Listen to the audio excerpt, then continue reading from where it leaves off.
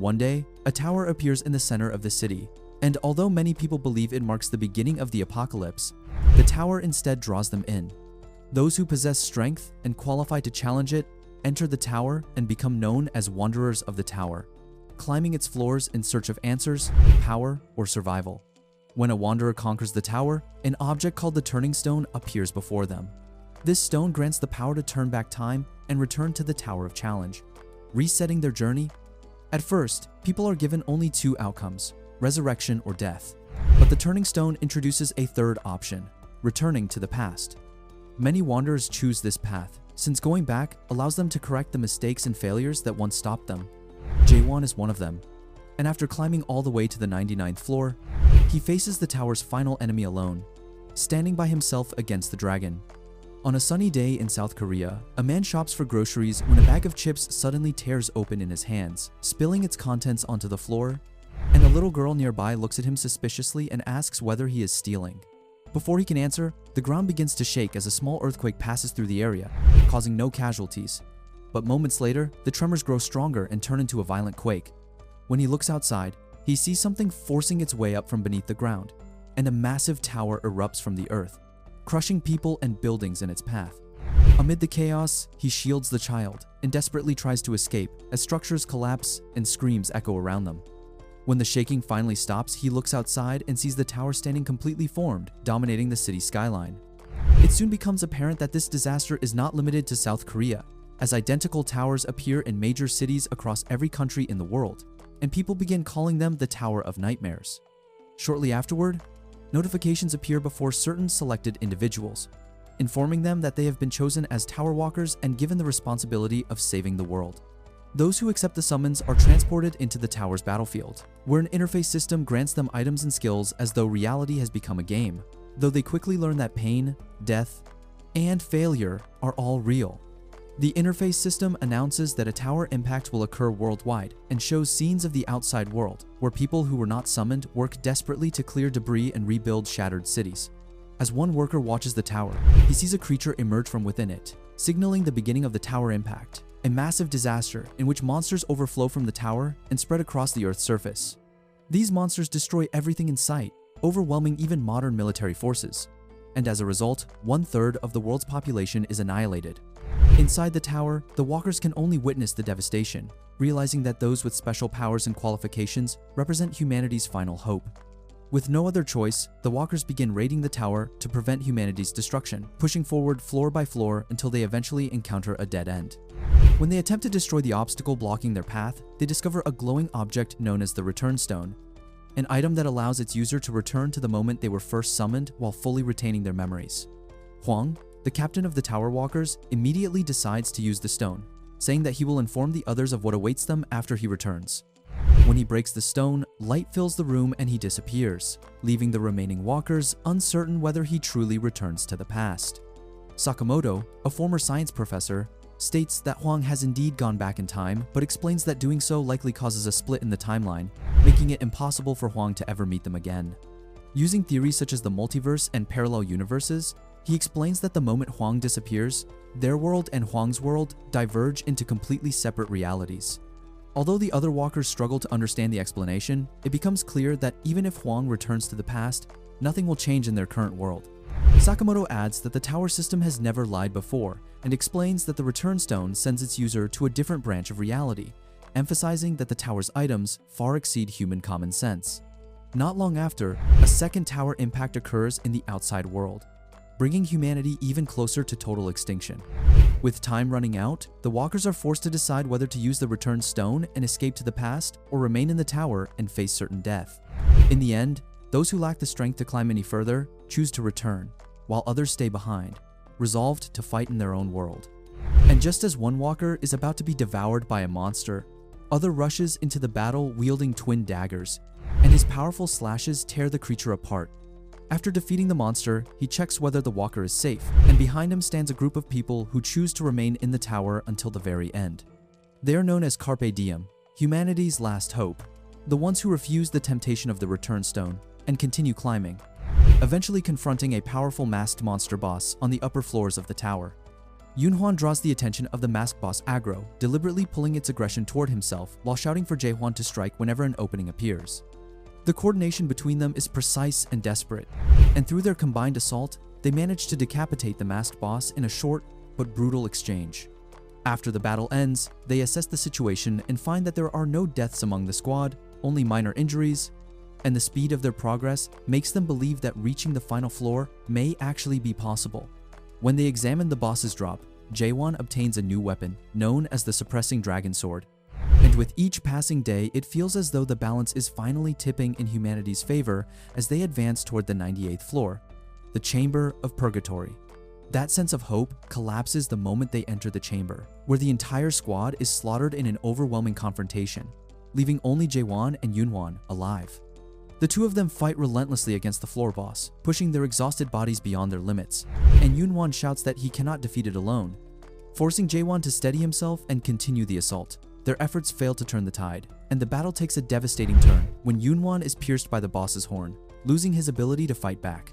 The boss charges toward a castle wall, attempting to crush Yunhwan between its head and the stone, and Jaehwan launches himself forward in blind retaliation, driven by rage and despair at the sight of his only remaining friend being killed.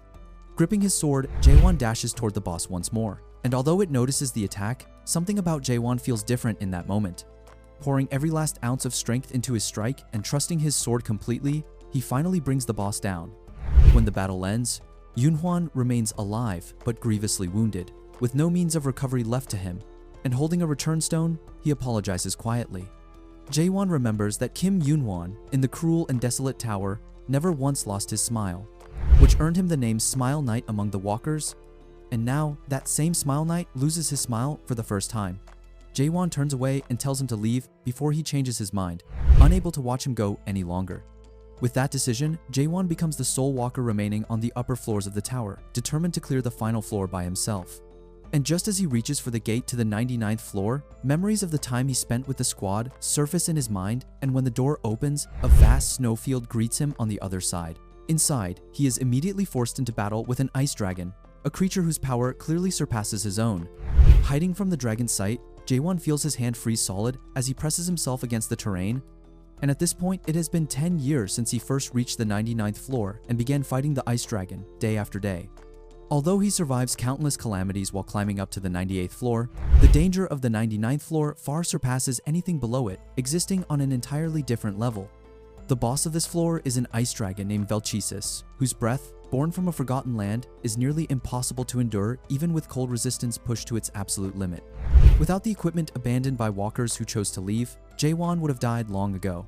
He wields the Suppressing Dragon Sword obtained on the 85th floor, wears the Ice Demon armor that Yunhwan gave him, and carries the Flame King's bracelet entrusted to him by Han Soyul.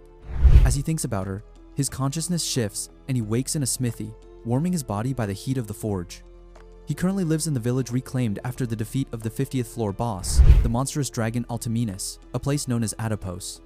Even now, injured or dying walkers arrive every day, yet the people there refuse to surrender to despair. Priests form emergency rescue units to save raiders who can no longer fight, while blacksmiths work without compensation, forging equipment for walkers who continue to battle for humanity's survival. Jaehwan speaks with Jay, implying that Jay may be the last remaining blacksmith in Adipose, and explains that supplies from the lower floors no longer arrive. Jay mentions that mineral supplies continued until only a few months ago, which leads Jaehwan to assume that no living humans remain inside the tower. He no longer knows what year it is, only that more than 10 tower impacts have likely occurred, and that at some point people stop being summoned to the first floor summoning ground to begin the climb. He talks with Jay, and Jaehwan begins to suspect that humanity on Earth has already been wiped out. One unresolved thought continues to trouble him, tied to the place where the return stone was first discovered, where strange scribbles remain carved into the surface, reading, "A tower within the tower.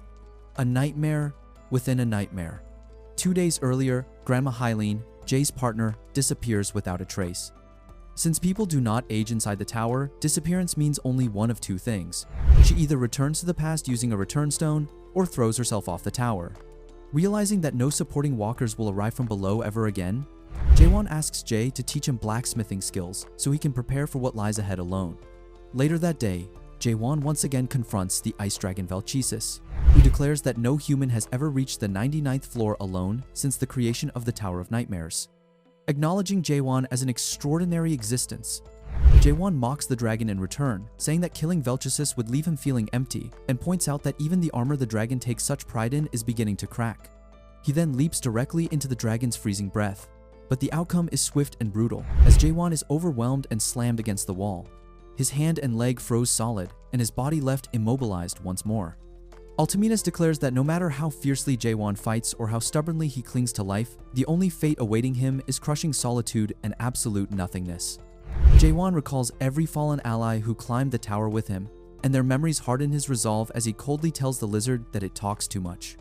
He shatters the ice, imprisoning his body, and charges forward with his sword, launching another direct thrust toward the dragon. Alteminus mocks him, claiming that a mere thrust will never be enough to defeat a dragon. But this is precisely the path Jaewon has chosen. Jaewon begins climbing the tower later than most walkers, and because of that delay, he misses countless hidden skills and rare classes that others obtain. Accepting that disadvantage, he abandons the pursuit of diverse abilities and devotes himself entirely to a single action, the thrust. He thrusts again and again, and after killing more than 50 million monsters using nothing else, his comrades jokingly say that his very pronoun is thrust. Over time, Jaewon senses a change within it, as every thrust becomes faster, sharper, and more powerful, eventually surpassing a simple physical motion and reaching strength comparable to a hidden skill. Because it is not an actual skill, it consumes no spirit power, allowing him to attack endlessly without exhaustion. After hundreds of relentless thrusts, his blade finally scratches the dragon. Growing tired of the resistance, Alteminus decides to end the battle and unleashes Dragon Breath at point-blank range. With no time left to evade, Jaewon notices a strange light guiding his movement toward the dragon, the same light he once saw on the 98th floor. Trusting that sensation, he pours everything he has into a single thrust, and this time, it lands decisively, blasting away the dragon's chin. Enraged, Alteminus soars into the sky and rains Dragon Breath down upon the small human below, forcing Jaewon to do nothing but evade as he lacks any way to close the distance. The freezing air overwhelms his body, preventing him from escaping to recover, and the ice dragon lands directly in front of him, declaring that even 10 humans like Jaewon would not be enough to defeat him. Alteminus adds that if the walkers had not been deceived by the Mare's stone, Jaewon's fate would have been entirely different. Shocked by the mention, Jaewon asks what the Mare's stone is, but the dragon refuses to answer and strikes him instead. Even without the answer, Jaewon manages to escape the battle and retreat to recover his frozen limbs, and while standing once more before the door of the 99th floor, he thinks about the Mare's stone before setting the thought aside for the time being. 5 years later, Jaewon finally slays Alteminus, the ice dragon, and a flood of notifications appears before him as the dragon collapses. Before Alteminus' soul fades away completely, Jaewon asks once more about the Mare's stone, and the dragon responds that Jaewon already knows the answer, adding that everything will be revealed on the final floor. From the dragon's remains, Jaewon receives the ice dragon sword, and as the door to the 100th floor opens before him, he steps through without hesitation. Jaewon steps into a floor called the control room, a vast space where the current state of the tower is laid bare before him, its systems and flow exposed in a way he has never seen before. Before he can fully take it in, a voice addresses him, calmly stating that he has finally arrived, while also remarking that it expected Jaewon to return to the village first instead of coming here directly. Instinctively, Jaewon prepares for battle, but instead of an attack, a notification appears, declaring that he is the first being to clear all tutorial games of World 294. His achievement is recorded in the Akashic Records, an undying library where the record is preserved and made accessible only to the monarchs of the Almighty Land. The realization unsettles him, as he understands that everything he has endured so far amounts to nothing more than a tutorial, and he remembers that everyone who ever entered the tower alongside him is now dead. He has no way of knowing what has become of humanity outside the tower. At that moment, a monster with the head of a lion and dressed in a full suit appears before him, and Jaewon immediately demands to know who he is. The creature introduces himself as the demon Beastrain and declares that he's the owner of the Tower of Nightmares that Jaewon has just cleared. Seeking confirmation, Jaewon asks whether everything he experienced was truly only a tutorial, and Beastrain responds by showing him visions from the past. He reveals the early days of Jaewon's life as a walker, displaying scenes of Jaewon and his comrades, the time they spent together, and the countless battles they fought side by side. Jaewon watches in silence as the demon forces him to relive the sadness, anger, and regret tied to those memories, dismissively adding that such useless emotions are natural when confronting the past. Beastrain then offers Jaewon the chance to start over from the beginning, presenting it as an extraordinary privilege, one that resembles the fantasy of an absolute being restarting the world with all memories intact, something that exists only in novels back on Earth. In that moment, Jaewon realizes that the demon has deceived all the walkers from the very start. Humanity was never capable of stopping the tower impacts, and the only thing it was ever allowed to do was continue raiding the tower endlessly. The promise of humanity's salvation is nothing more than a fabricated hope designed to keep them moving forward. Remembering his vow as one of Carpe Diem, Jaewon refuses the offer to return to the past. Beastrain bursts into laughter and claims that no item within the tower or even in the Almighty Land has the power to truly send someone back in time. Jaewon recalls Alteminus mentioning the Mare Stone, and the truth crashes down on him as he realizes that every walker who once stood beside him has been tricked. Beastrain confirms it, explaining that the Return Stone is in fact a Mare Stone, an artifact that does not send its user back to the past but traps them instead within dreams created by the Mare.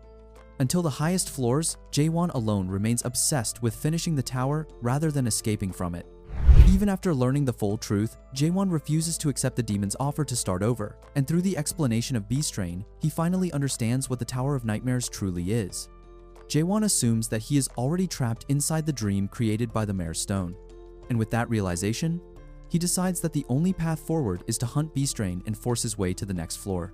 Beastrain begins to say something more, but Jaewon abruptly cuts him off and drives the Ice Dragon sword straight through him. The attack does not end the fight, however, as Beastrain calmly restores his severed head and once again offers Jaewon anything he desires, as long as he accepts the demon's proposal.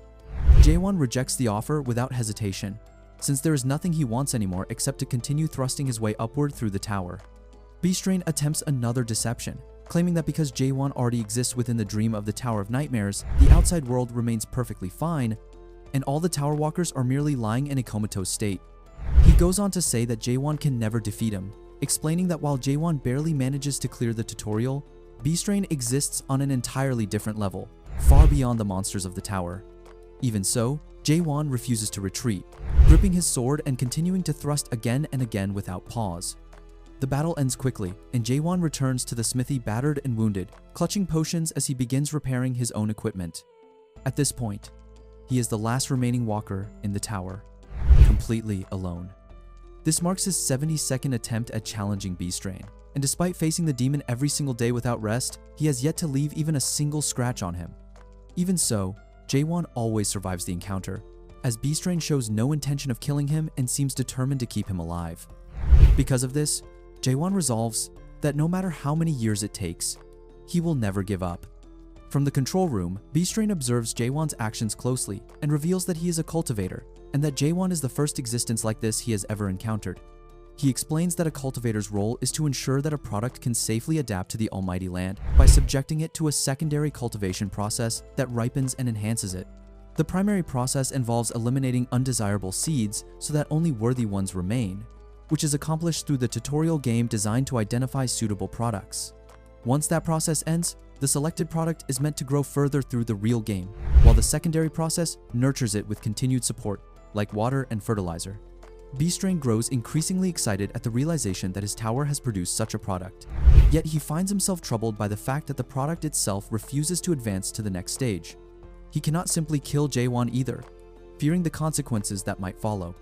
Because Jaewon is such a special product, the gods continually contact Beastrain about him, watching closely as the stalemate continues. At this point, Jaewon has all stats already maxed out, yet he is still unable to reach Beastrain, and that contradiction leads him to question the tower system itself rather than his own limitations. He questions the very structure of the world, and begins to sense something unfamiliar. And before his eyes appear strange phenomena that take the form of fine particles and jagged sugar cube-like fragments. Each time they shift, they assume a different shape. Yet regardless of their form, Jaewon instinctively understands that they are the essence of the world itself. As Beastrain hesitates, considering the possible consequences of this realization, Jaewon suddenly appears behind him and thrusts the demon with the black sword. Beastrain repeatedly urges Jaewon to move on to the next phase, but Jaewon's gaze remains unwavering, and with a clear intent to kill the cultivator, he continues thrusting again and again without pause.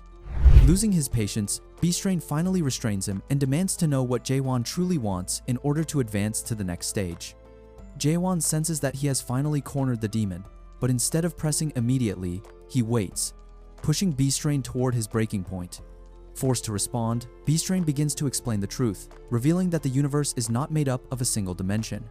He explains that the highest dimensional layer is known as the Almighty Land, and beneath it, countless altered worlds branch out endlessly. Earth is merely one of these small worlds, designated as the 294th world within that system. Inside the Tower of Nightmares, walkers gain skills and items, and by strengthening their status, they gradually adapt to the system of the Almighty Land, earning the right to travel to other worlds. Demons exist to support this process, and Beastrain adds that the Tower of Nightmares appears on Earth simply because he chose it, rather than by any grand design. Jaewon interrupts him and asks why someone like Beastrain would operate such a tower, a question that visibly unsettles the demon. Beastrain admits that he volunteered, explaining that many demons oversee special walkers on different planets, while also creating paradises where humans, monsters, and demons can coexist peacefully. When Jaewon asks about the monarchs, Beastrain explains that they are the rulers of the Almighty Land, and that those who clear the real game and reach that realm are often invited to join their forces. Jaewon then declares that he will leave this place in exactly 10 days, and during that time, he spends every waking moment training his thrust while Beastrain watches in silence. Unease grows within the demon as he realizes something is wrong, suspecting that he has been deceived by the seller of the tower. He bought the tower believing it was crafted by a master, only to discover that it is a first-generation tower so ancient that its origins are unclear. Because of this, he cannot forcibly end the tutorial without the walker's consent, leaving him with no choice but to wait for the promised day. On the 10th day, Beastrain presents Jaewon with a system notification requesting that he end the tutorial phase, but instead of accepting it, Jaewon thrusts the demon once again, leaving Beastrain stunned. Since gaining the ability to perceive the world's particles, Jaewon's thrust becomes unstable, yet every strike brings with it an unfamiliar discomfort, as though a dormant sense within him is awakening. That sensation strengthens his resolve to hunt the demon, and for the first time in a long while, Jaewon smiles, savoring the feeling of being truly alive. Finally, losing his composure, Beastrain restrains Jaewon using black ironwood, explaining that once the tutorial ends, the tower is programmed to conclude within 100 days, and that Jaewon must remain bound and move on to the next phase. Jaewon refuses to remain still, and moments later releases something unknown, as light floods the room and fills the demon with fear at what Jaewon is becoming. He shatters the ironwood binding him and immediately resumes his assault on Beastrain, continuing his relentless advance. This time, Jaewon's blade truly wounds the demon, and for the first time, Beastrain witnesses the power of an overload adapter wielded by nothing more than a tower walker. After reaching the 100th floor, Jaewon begins questioning whether the Tower of Nightmares actually exists within the mayor's dream, and he doubts once again whether the demon is truly incapable of killing him. He wonders if a human who can be restored endlessly is tearing apart the very essence of the world itself, and those thoughts pile up until the constant noise in his mind finally collapses. When his doubts run their course, he reaches a state where none remain, and in piercing through that confusion, his understanding sharpens completely. From that moment on, every thrust Jaewon delivers is able to injure Beastrain, and the demon is driven into open fury. Beastrain lifts the restrictions he previously agreed to, shouting that he will no longer hold back, and his counterattack becomes several times more brutal than before, carving deep wounds into Jaewon's body. Even as he attacks relentlessly, Beastrain remarks on how extraordinary it is that Jaewon adapts to the second phase so quickly after finishing the tutorial, insisting that this level of growth represents the absolute limit of a human. He presses the assault without leaving a single opening, striking again and again while Jaewon's injuries continue to mount. Jaewon does not endure the onslaught passively, as he keeps driving his sword forward, thrust after thrust, pushing himself closer to 10 billion strikes. Beastrain continues talking, claiming that Jaewon will have to participate in the real game eventually, and warning that, by attacking the demon, Jaewon himself is the one who stands to lose. At the instant Jaewon reaches the 10 billion mark, having accumulated a billion more thrusts beyond his previous limit, he sees a familiar line appear before him, clearly indicating where to strike, just as it once did against the bosses of the 98th and 99th floors. Without hesitation, he follows that line and instinctively drives his sword toward the demon. Beastrain recoils in shock, unable to believe that Jaewon is no longer merely adapting, as the power he displays belongs to an awakened hero rather than a product shaped by the system. Faced with Jaewon's overwhelming force, the demon is rendered powerless. Jaewon tells Beastrain to listen one last time and states that humans are not objects to be traded at a demon's convenience. Humanity is not an insignificant baseline to be digitized, measured, or priced, and it is not a product to be evaluated and discarded. He rejects the scenario B-Strain designed for him and declares that he will destroy the tower, climb beyond it, and continue ascending no matter what lies ahead. Jaewon's status information begins to collapse and break apart. B-Strain begs him to stop, insisting that no such thing as a next level exists. Jaewon remains convinced otherwise, as he has learned to interpret the scribbles carved throughout the tower, which reveal that the entire Tower of Nightmares is nothing more than an imitation of the first demon, the summit of the illusion tree. Knowing that the tower stands at the root of that tree, he becomes certain that the next level must be the trunk itself, and that breaking through the ceiling is the only way forward. The tower floods the space with notifications reporting unexpected errors during calculation. And when it attempts to locate any remaining tower walker, it determines that no walker exists within the current Tower of Nightmares. With that conclusion, the tutorial game is declared completely finished. Jaewon then awakens in a dense tropical forest, unlike anything within the tower. And with certainty, he states that he has reached the next level. Just then, a pack of wolves appears before Jaewon, and with his sword already in hand, he stands calmly in place, prepared to cut them down. With a light thrust, he splits the first wolf cleanly in half, and when the pack's leader emerges, he briefly assumes that such a simple strike will not be enough this time. Instead, he uses a normal thrust, and the wolf leader is torn apart just as easily, its body shattered into pieces. He harvests a horn from the corpse and concludes that the monsters of this place are weak, without yet realizing that the problem lies not with them, but with how far beyond them he has become. Soon after, a swarm of green ants pours out, shouting in outrage and demanding to know how a mere human dares to harvest the horns of a tentahorn. One of them lunges at him, but because Jaewon can understand their words, he does not immediately kill them, and instead blocks the attack, warning them that he will slaughter them all if they attack him again. The threat fails to stop them, and he proceeds to massacre the entire group, deliberately leaving one ant alive to question it. Rather than answering, the ant mocks him, prompting Jaewon to torture it and demand that it speak in a way he can understand. Faced with further pain, the ant instead bites off its own tongue, and Jaewon notes that despite their weakness, their willpower surpasses his expectations. Searching the bodies, he finds a small dimensional backpack capable of storing bulky items, like an inventory, and although he expects to access an interface system similar to those of other dimensional worlds such as the Almighty Land, he settles for the relief of being able to view basic item information here. When he examines the sword he carried from the 99th floor, he discovers that it can change its form and consume corpses. Among the loot, he also finds a map that depicts the illusion tree, known as Chaos. Elsewhere, a red-haired woman drives a pack of wolves toward her companions, and they react in shock when they realize she is deliberately provoking a beehorn, a wolf boss bearing 2 horns. Watching from a distance, Jaewon assumes the group will be killed fighting it and judges the woman to be the strongest among them, suspecting she may be exploiting the others for her own gain. As a large, red-skinned man steps forward to attack, the woman claims she will support him, only to punch him in the face instead, leaving him exposed as the beehorn lunges forward to tear him apart. In that instant, Jaewon intervenes with a single thrust, shattering the beehorn's skull and saving the man's life.